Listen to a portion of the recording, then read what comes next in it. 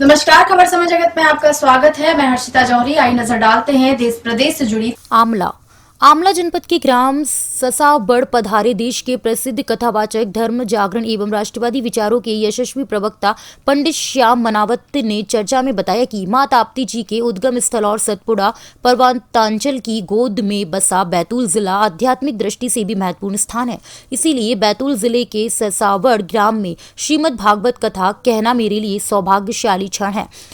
गौ कथा के प्रतिष्ठित प्रवचनकर्ता संत श्याम जी मनावत ने ईश्वर भक्तों का गौ सेवा हेतु आह्वान करते हुए कहा है कि हमारे सनातन धर्म में मान्यता है कि गौ माता के शरीर में 33 कोटि देवी देवताओं का वास है। इसीलिए गौ माता और गौवंश की सेवा और संरक्षण सनातन धर्म का आधार है। श्रीमद् भागवत मंजन राष्ट्रीय संत श्याम जी मनावत के मुखारबिंद से श्रीमद् भागवत कथा का श्रवण करने के लिए ससाबड़ ग्राम के साथ साथ बैतूल जिले के विभिन्न क्षेत्रों में गणमान्य नागरिक कथा स्थल पर पहुंचते रहे हैं।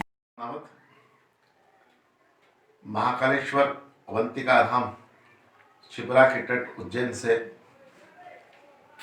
ताप्ता की गोदी में आया था। सतपुड़ा की इस पावन अंचल में मेरा आना बहुत बार हुआ है, लेकिन इस छोटे से ग्राम में मैं पहली बार आया हूँ। पवित्र नदी मां माचना का ही उद्गम स्थल है। ताप्ती का आशीर्वाद इसको प्राप्त है और पूज्य पंडित श्री राम शर्मा आचार्य जी, गायत्री परिवार के संस्थापक भी 40 वर्ष पूर्व इस छोटे से गांव में पधारे थे। उनकी चरण रस से ये पवित्र गांव है और इसलिए यहाँ मेरा पहुँचना मैं अपना सौभाग्य मानता हूँ। पंडित जी, ये पावन नगरी आमला के ससाबड़ ग्राम में पहुंचकर आप कैसा महसूस कर रहे हो? निसंदेह मुझे तीर्थों में, महानगरों में, नगरों में कथा करने का बहुत सौभाग्य मिलता है, लेकिन ऐसे छोटे से गांव में आकर और यहाँ के गांवों में आत्मीयता, प्रेम, प्रभु के प्रति समर्पण, जीवन की पवित्रता और सबसे बड़ी बात जीवन में प्रामाणिकता देखकर बहुत आनंद होता है। मुझे लगता है यहाँ सिखाने की उतनी आवश्यकता नहीं है जितना यहाँ के निश्चल लोगों से हमें सीखने की आवश्यकता है। पंडित जी, समय जगत समूह का भी यही सरोकार है कि शहर से लेके ग्रामों के कस्बे कस्बे तक हमारे संवाददाता पहुंचकर कवरेज करते हैं। हमारे समय जगत समूह के बारे में आपके विचार? निसंदेह समय जगत से मैं बहुत पहले से चिरपरिचित हूँ। मीडिया जगत में आपकी अपनी प्रतिष्ठा है, लेकिन राजनीतिक कार्यक्रमों को, आंदोलनों को, नकारात्मक कार्यक्रम को तो मीडिया में बहुत जगह मिलती है। महानगरों तक आपके पत्रकार पहुंचते हैं, ये बहुत साधारण बात है, लेकिन समय जगत सकारात्मक अनुष्ठानों को, धार्मिक आयोजनों को, देशभक्ति के आयोजनों को स्थान देता है। महत्वपूर्ण बात है। और सरसावड़ जैसे छोटे से गांव में अगर समय जगत के पत्रकार पधारे हैं, इलेक्ट्रॉनिक मीडिया के पत्रकार पधारे हैं, तो ये समाचार जगत के लिए आपका बहुत बड़ा योगदान है। आपकी इस समर्पण को और छोटी से छोटी जगह की पहुंच के संकल्प को मैं प्रणाम करता हूं। गौ माता की बड़ी महिमा कही गई है। अनेक जगह पुराणों में प्रसंग आता है कि गाय ही पृथ्वी का रूप लेती है और पृथ्वी ही गाय बनती है। इसलिए जो 5 तत्व है हमारे यहाँ, क्षिति, जल, पावक, गगन, समीरा, उसमें जो पृथ्वी तत्व है वो गोमाता का ही पर्याय है। इसलिए देश में जब तक गोमाता रहेगी तब तक पृथ्वी सुरक्षित रहेगी, और अगर पृथ्वी को सुरक्षित रखना है तो गोमाता को सुरक्षित रखना चाहिए। श्रीमद् भागवत के प्रथम स्कंद में ही एक बड़ी प्रेरणादायी कथा है कि महाराज परीक्षित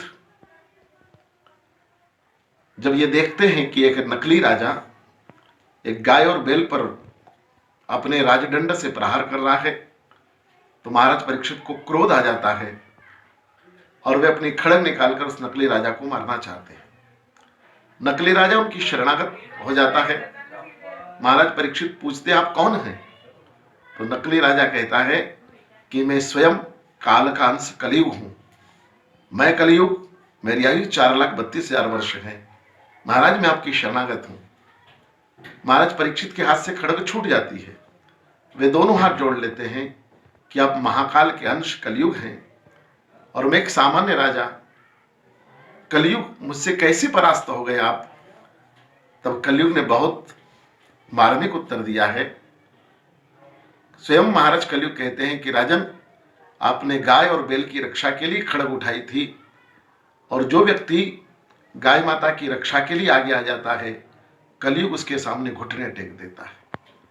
आज कलयुग के लक्षण इसलिए बढ़ते जा रहे हैं ज्यादा कि गौ और गौ माता से हम दूर होते जा रहे हैं और दूसरे पशुओं के पालन में ज्यादा ध्यान देते हैं। कुत्ता पाल रहे हैं, भैंस पाल रहे हैं और गौ माता की उपेक्षा कर रहे हैं, तो हम कलिकाल के प्रभाव से कैसे बच पाएंगे? इसलिए मेरा आग्रह है पूरे हिंदू समाज को कि हम अपनी उस गौ माता की पूजा करें, उसकी रक्षा करें, जिसमें हमारे शास्त्रों ने 33 कोटि देवताओं का दर्शन किया है। सब लोगों के अपने अपने इष्ट आराध्य अलग अलग हो सकते हैं, लेकिन गौ माता में तो 33 ही करोड़ देवताओं का निवास है। इसलिए अगर 33 कोटि देवता का एक साथ पूजन करना है तो हमें गौ माता की शरण में जाना चाहिए, गौ की रक्षा करना चाहिए। गौ है तो भारत है, भारत है तो गो है, गौ माता है तो संस्कार है, गो नहीं रही तो संपूर्ण सृष्टि में विकार ही विकार हो जाएंगे।